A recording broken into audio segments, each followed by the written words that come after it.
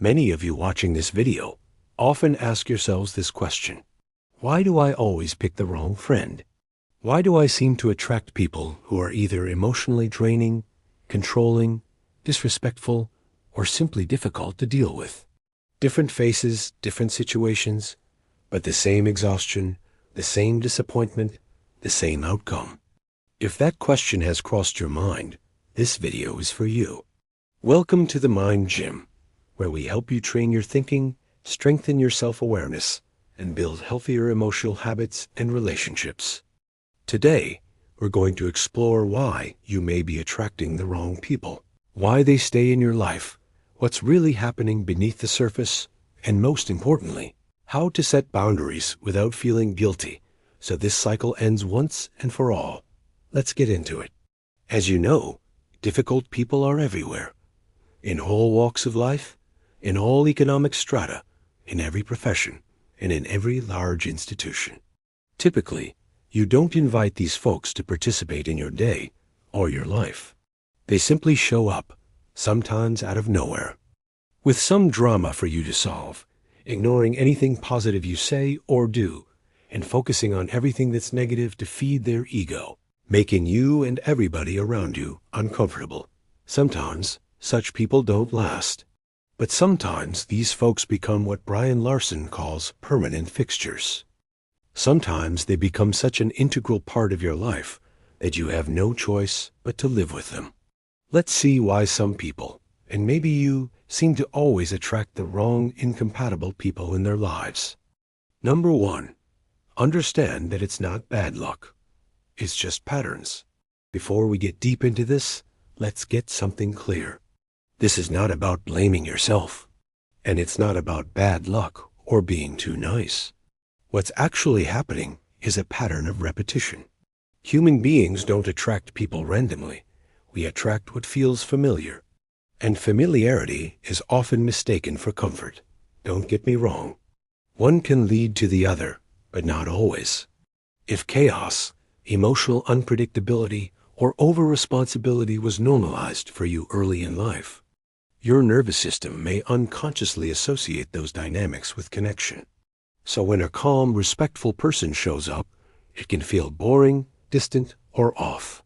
But when someone demanding or emotionally intense appears, it feels familiar, even if it's painful. Your mind seeks the known, not the healthy. In other words, the habits you develop, the environment in which you grow up, shape your personality. And the exchange you constantly have with the people around you create a connection that works like a channel through which people come and go. Deep down your heart, you know what you want in a friend or a life partner. But because of these habits and patterns, you constantly find yourself around the very people you want to avoid. The first thing when you're trying to understand why you always attract the wrong person is to take a look back at what your early life looks like. Look for the habits and patterns, which leads to point number 2, the role you've been trained to play. People who repeatedly attract difficult personalities often share this in common. They've learned to overfunction in relationships. You may be the fixer, the peacekeeper, the emotional caretaker, the one who understands everyone. Over time, this trains others, especially difficult people, to lean on you without limits. You may have the best intentions in helping other people, but these difficult people will come and ruin it. Not only are they abusive, they also react very badly when you're trying to put some boundaries. Here's the hard truth. Difficult people are drawn to those with weak or unclear boundaries. Not because you're weak, but because you're available. Remember this. Availability without boundaries becomes self-abandonment. And when you consistently place other people's comfort above your own, you unintentionally signal, "My needs are negotiable." It doesn't mean you don't care about others. It simply means that you don't have to forget yourself in the process. The best way to be there for others is first be there for yourself. And that, dear friend, requires boundaries. Number 3. Why difficult people stay. Let's talk about why these people don't just show up. Sometimes they stay. Difficult people often test limits very early on. They overshare too soon. They push small boundaries. They create emotional urgency. And many people ignore these red flags because they don't want to seem rude, cold, or unkind. Remember point number 2. People with difficult personalities do not like boundaries. But boundaries are not punishments. They are filters. Healthy people respect boundaries. Unhealthy people push against them. They just want to have their way. So if you've noticed that the moment you start asserting yourself, certain people disappear, that's not loss. That's alignment. With all of that said, now let us address the biggest obstacle when comes the time to make a change in dealing with difficult people. It's called guilt. Guilt is often a sign that you're doing something wrong, but in this case, it is not. It's a sign that you're doing something new. If you were conditioned to believe that your value comes from being needed, helpful, or agreeable, then setting boundaries will initially feel uncomfortable. Your brain has learned. If I say no, I'm selfish. If I disappoint someone, I'm bad. But this guilt is not a moral compass.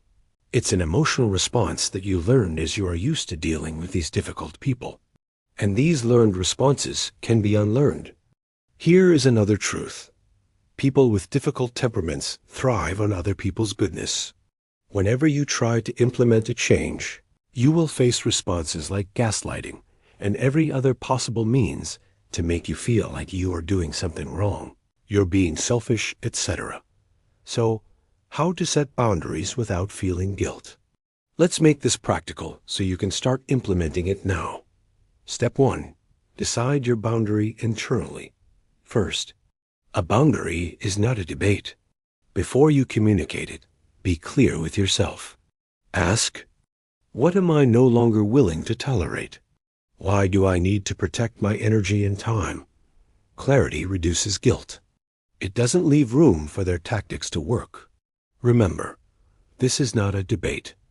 Step 2. Use simple, neutral language. Boundaries don't require long explanations. For example, say things like, I'm not available for that. That doesn't work for me. I'm going to pass. You do not need to justify your boundary to make it valid. The more you talk, the more you explain, the more difficult it is for yourself. This is a decision, not a debate. Step 3. Expect discomfort, not disaster. The discomfort you feel will pass.